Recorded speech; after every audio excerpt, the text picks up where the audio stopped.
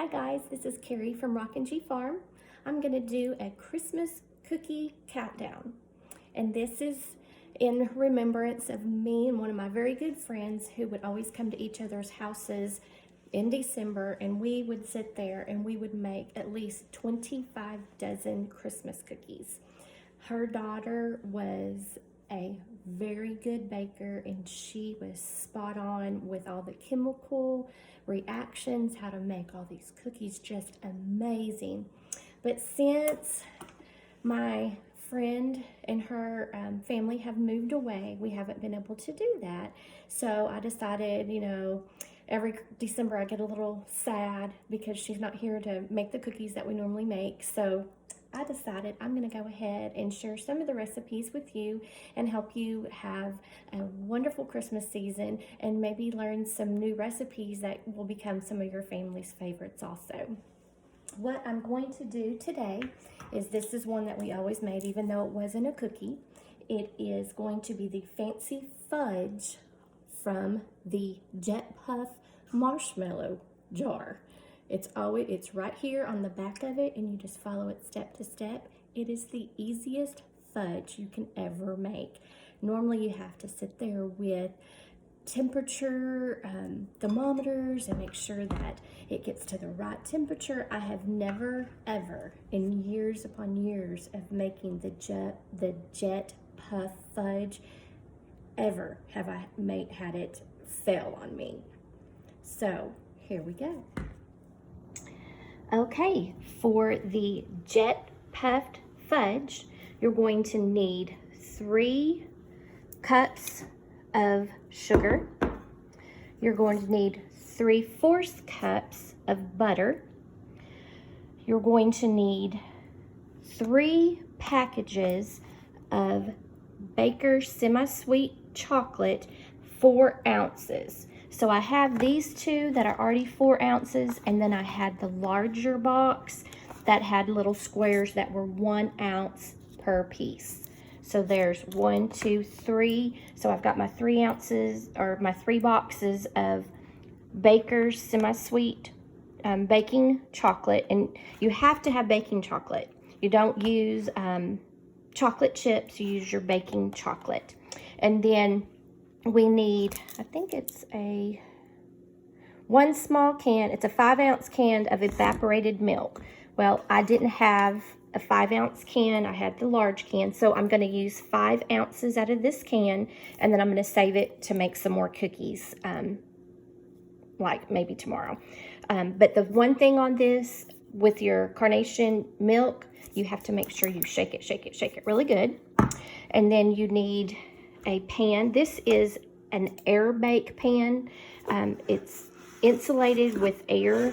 A lot of people don't use these anymore. I've had this for like 25 years, so you don't put them in the dishwasher. It just has air that's inside of it. I've always used this. It makes the fudge real smooth, but I'm going to line the bottom of the pan with parchment paper. Some people use tin foil, but I'm going to use my parchment paper. You're going to need a pan, a saucepan, to melt your butter and your sugar and mix those up together. And then you're going to need a plate to put the finished product on. Okay guys, now I'm going to get everything prepared before I go to my stovetop and I start melting the sugar and the butter together. So I'm starting off with my evaporated milk. And on the back of the jar has a recipe, and I'm going to need 2/3 cup of evaporated milk. And so I'm not going to use this whole can because it's 12 ounces. That would liquefy my fudge and it wouldn't work. So you shake it up really well. You just open it on both one side, and then you go to the opposite side and you open it up so that it'll pour out easily. Here's a 2/3 cup of my evaporated milk. We're going to fill that up. I'm going to put this milk can aside, and I'm going to use it with some other recipes this week. So here's my milk. gonna go ahead and open my jar. Get it all, you want to get all prepared, because if you're not prepared, you could accidentally burn your product that you are cooking, because this goes kind of quick when it gets to certain steps, and you want to be prepared. So we'll go ahead and take the lid off, and we'll just leave that out, and it'll be ready to set. I've poured in 3 cups of granulated sugar into my Anchor Rockin glass measuring cup. These are great. If you have someone who is fixing to get married or move out on their own, these are a wonderful gift. They last forever, and they're just perfect. You don't have measuring cups where the paint rubs off or you can't tell anymore. This is a perfect gift. So I've got my sugar ready. I've got my parchment paper cut and already lined in my pan. I have my vanilla ready. That's going to be the very last thing we put in. I've got my butter cut, and then as soon as I'm ready to go over to the stovetop, I'm going to take the paper off of my butter. And the thing I need to do now, these have to be kind of chopped up, so I'm going to get my husband's sleeping. I might not need to get my chopper because that's kind of loud. I might have to just cut it with a knife. Let me get my knife. Okay guys, I've got my husband's knife. He has a guy here in Arkansas who custom makes these knives. Amazing. He's got me a steak set coming, because in Arkansas we eat steak like bubblegum. We eat it all the time. It's like, what are we having today for breakfast? Steak. What are we having for lunch? Steak. What are we having for supper? Steak. We eat steak almost as much as the Texans do. Well, wait a minute. My husband's a Texan, so no wonder we eat steak all the time. Like my new glasses. Guys, I'm getting old, but I'm embracing it. I love the pretty ones. And to push them up a little bit to see, they have the blue light that protects my eyes from looking at the computer too much, because I do that a lot. So I'm sorry. I digress. So we're gonna go back to making fudge. Awesome. Let's hope I don't chop a finger off, because then I'll have to wake my husband up, and I'd be in trouble. Okay. So I've got my chocolates, and I have a chopper that I would use if he was not sleeping. I have insomnia real bad, so I'm up all the time. So anyway, I'm going to just chop these up into little pieces just so that they will melt faster when you put them in the mixture. Oops. When you put them in the mixture when it comes off the stove. So you need them kind of little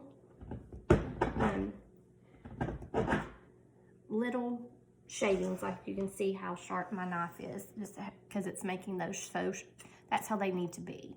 Of course, if you don't have a real sharp knife, just get them as small as you can so that it'll melt fast, because you don't want big clumps of chocolate in your fudge.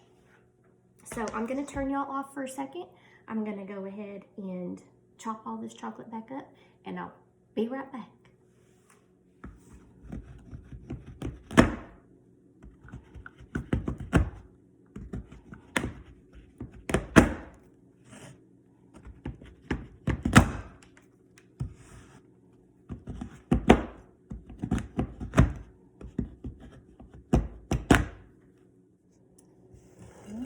That's the last part of the chocolate. And I've got chocolate all over my hand.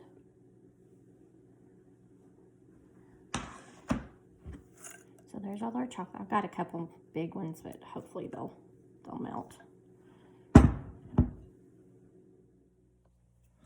Okay guys, so now we're ready to start the cooking process.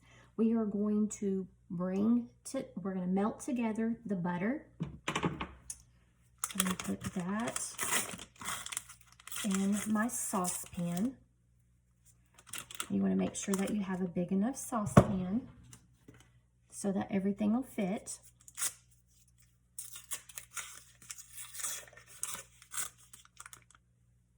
And if you want the recipe, just whenever you go get your jet puff, the recipe's right there on the back, and you'll always have it with you.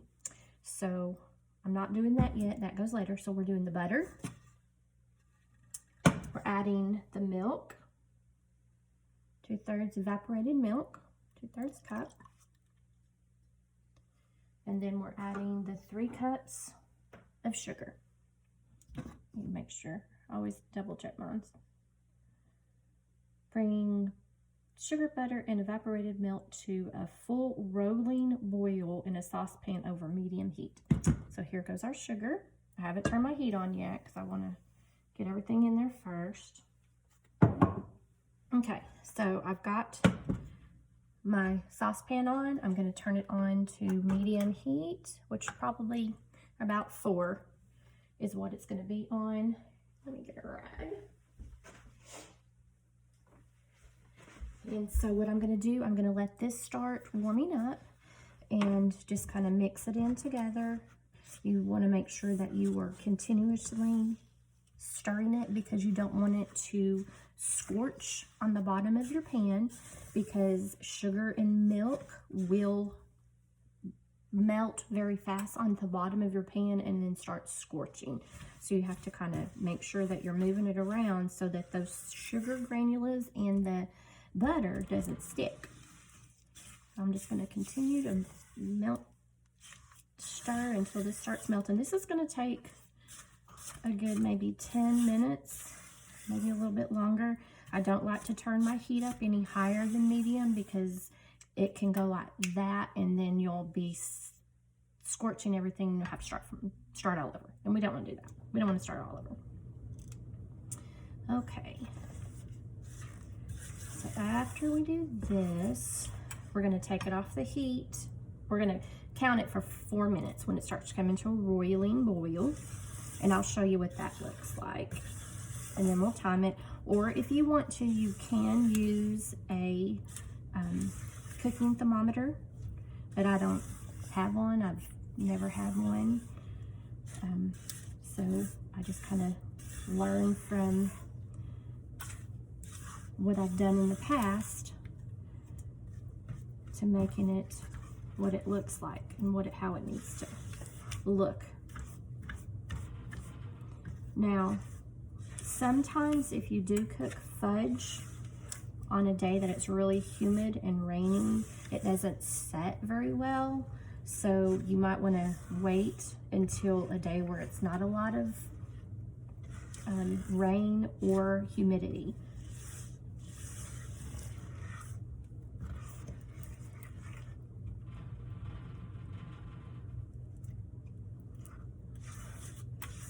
And I am making sure that I try to get all the granules off the side of my pan so that doesn't burn up there either. Give the bottom a good scrub or swirl so stuff doesn't start sticking on it. You can kind of start seeing when the butter starts melting, it kind of starts melting a little bit, and then you know you need to keep your eyes on it.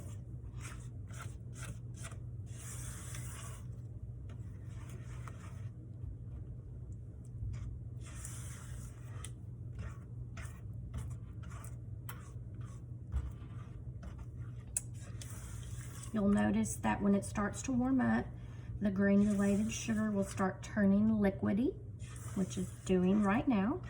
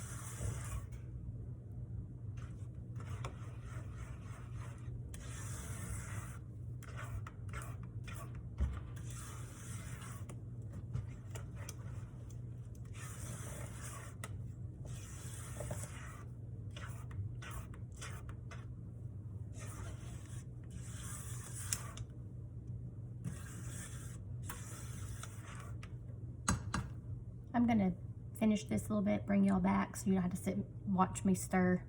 How boring. Okay guys, all of the butter is melted now, so it's gonna be just a matter of a couple of minutes when the butter and sugar and milk mixture start to do a roiling boil. I'll show you what a roiling boil is, and I want to show you from the beginning. You'll start when you run your spoon across the bottom of your pan. You'll start to kind of feel bump, bump, bump, bump, bump, bump, bump, bump, and that's the boiling bubbles coming. But that's just the beginning. But we always want to make sure that our spoon is at the bottom of the pan, making sure that the sugar and the butter mixture and the milk mixture is not sticking to the bottom of the pan. You always have to attend to this. This is something that you do have to attend to, and it does take a little bit of time. But oh, the fudge is really good. It's kind of like that fudge you go, no, there's no more fudge. I don't know what you're talking about. I don't know where the fudge went.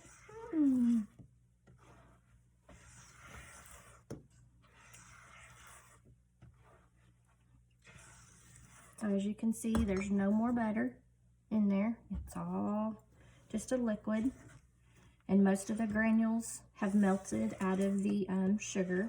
You can feel, you can kind of feel a little sandy feel when you still stir. So some of them are still not all the way melted, but they're getting right there, and it's on the verge of starting a roiling boil. Now, one year when my friend and I were making this, my youngest daughter was up and she was helping, and something happened and my friend splashed it and it went on her face and burned her face. Ooh, that was a frightening experience.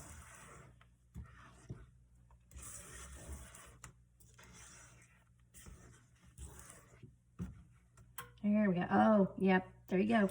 You don't hear that grind anymore. All those granules have finally melted. There's no grind on the bottom of the pan. But then you'll start feeling, after that, you might feel something feel like it's trying to stick. That's when it's fixing to start the roiling boil.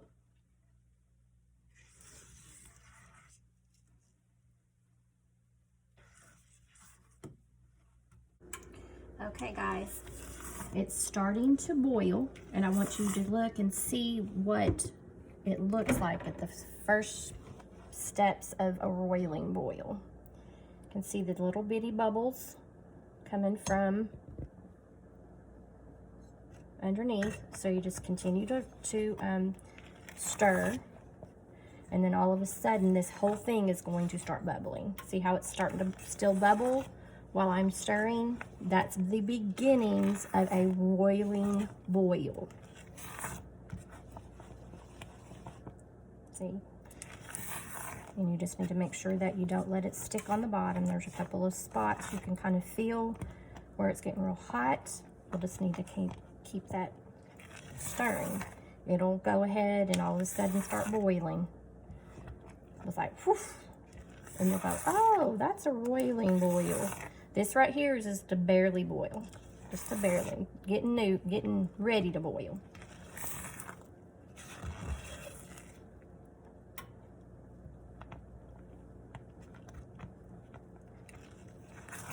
Should be able to see a lot more bubbles coming now. See, when I'm stirring, the bubbles don't go away. Almost. We got to get just a little bit more going because they're mostly in the middle. We need them kind of all over the pan, making bubbles. Making bubbles. If you don't cook it long enough, your fudge will be runny. If you cook it too long, it will be dry. Hold that and see if it's starting to come. There we go.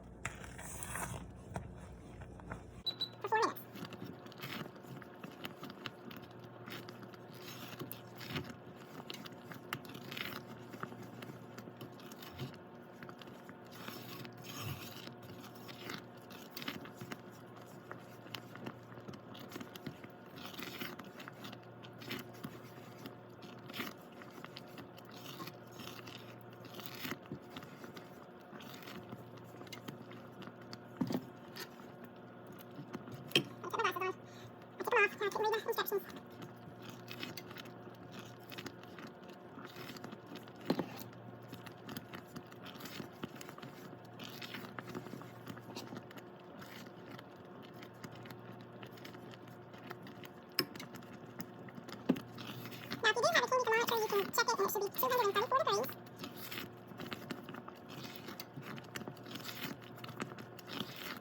I guess that's the next thing that I probably need to invest in, is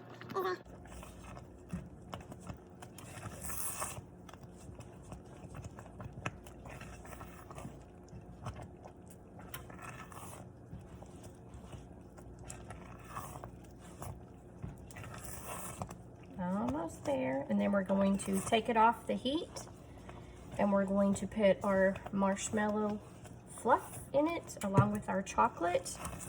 And then the very last thing we will put in it will be our vanilla. You don't want to put your vanilla in too soon, or it will scorch your vanilla.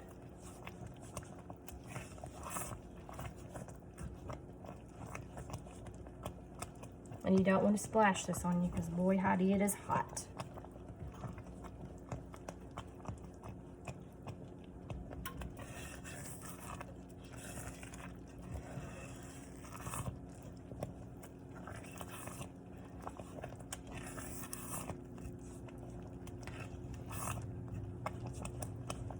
You can continue to see that the bubbles aren't going away when I'm stirring it. It's a roiling boil.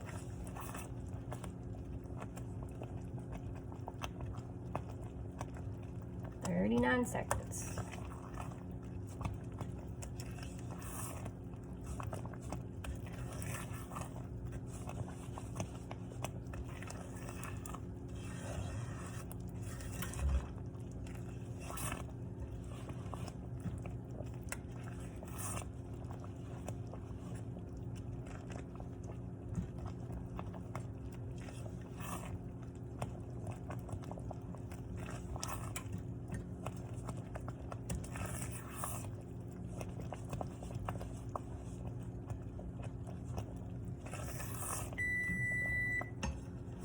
Move it from heat off.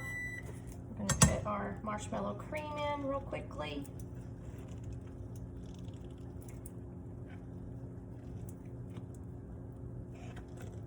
So that it can start melting.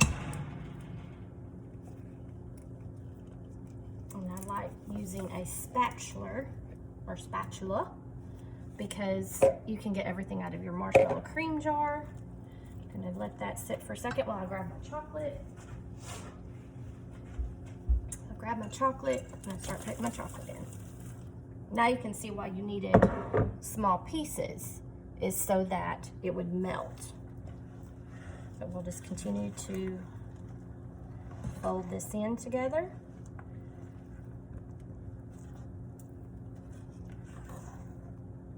And watch it melt.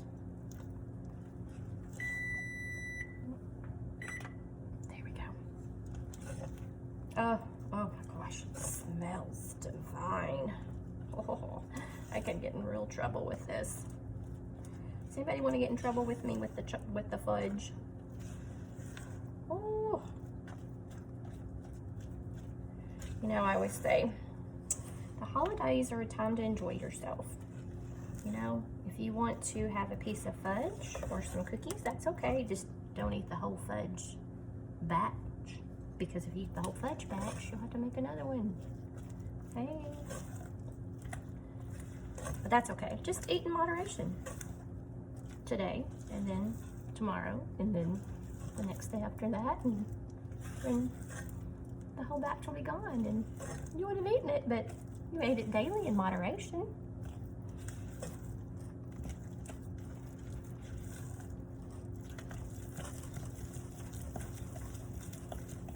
And sometimes there might be a little bit of the white jet puff still kind of to where you can see it. It's okay, because after a while it'll kind of melt off in itself when you are putting it in the pan.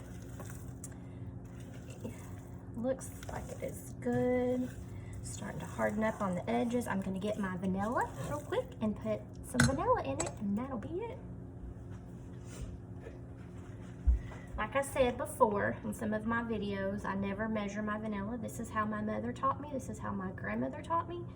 You always just put a capful of vanilla in. Huh? How about that? Oh, yeah. This is going to be something very, very good. Love it. Love love it, I love it. And of course you can add nuts if you want nuts. I don't have any nuts with me right now, so I'm not gonna put any nuts in it. But I do have a peanut brittle recipe that you will die for. My whole life I wanted to make peanut brittle, and probably 10 years ago I found a peanut brittle recipe that you make in the microwave. Oh my gosh, girl, it was awesome. So that is awesome too. Okay, I'm moving you over here. Let's walk. Stay in line, guys, stay in line. Okay, here we go. Here's my pan. Put some parchment paper on it just to help it come out of the pan a little easier.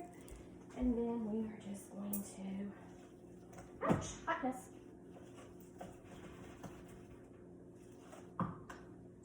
Pour this into the pan and let it cool.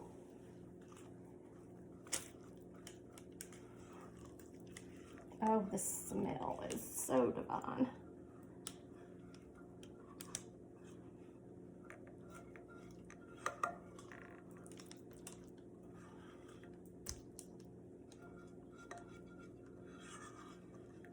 I'm thinking it was getting just a little too hot sitting over there, the way it's shining, but I think it'll still set.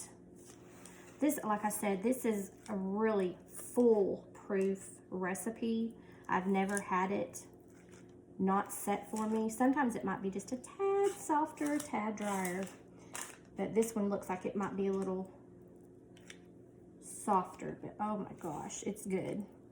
I'm gonna do this, and you're just gonna make it pretty in the plate in your pan. Just push it down to all the corners. And you just let that, oh, my stomach's growling. Y'all hear my stomach growling? Oh. Okay, so that's it, guys. Gonna go ahead and make sure when you have a pan that is hot, you do not stick that pan in a sink that even has just a little bit of water in it, because it will warp your pan. You have to let the pan cool down, or you have to temper the pan, which means you get a little bit of hot water in a cup and you put a little bit in there and a little bit in there, and you have to make the pan go down in temperature, or it will warp your pan, and it will never sit right on your stovetop again. It will wobble whenever it starts boiling, and you will never get a good even cook in that pan. So I'm gonna set this pan over here on a hot pot, let it cool down before I wash it.